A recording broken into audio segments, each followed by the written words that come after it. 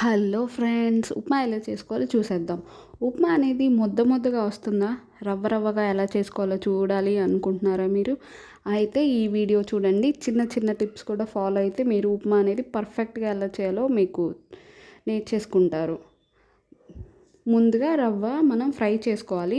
Fry చేసుకొని పక్కన తీసి పెట్టేసుకొని, ఇప్పుడు వేరే కడాయి పెట్టుకొని ఆయిల్ వేసుకోవాలి. ఆయిల్ వేసుకొని తాలింపు గింజలు వేసుకోవాలి. తాలింపు గింజలు చిటపెటలాడిన తర్వాత కొంచెం ఆనియన్స్ వేసుకోవాలి.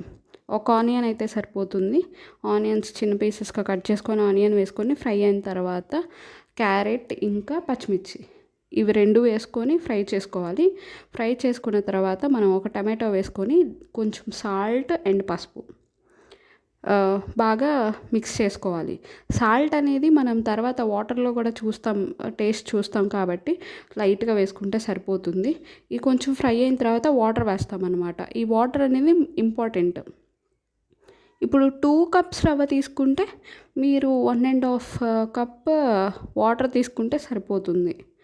తీసుకున్న తర్వాత వీడియోలో చూపిస్తున్న విధంగా కలుపుకోవాలి. మీరు ఆ వాటర్ని టేస్ట్ చేస్తే మీకు చప్పగా అనిపించినట్లయితే కొంచెం సాల్ట్ వేసుకొని మళ్ళీ మిక్స్ చేసుకోండి.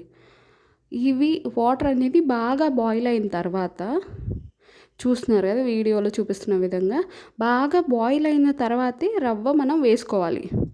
ఆ రవ్వ అనేది మనం వేస్తున్నప్పుడే కలుపుకోవాలి, లేకపోతే ఉంటలు కట్టేస్తాయి.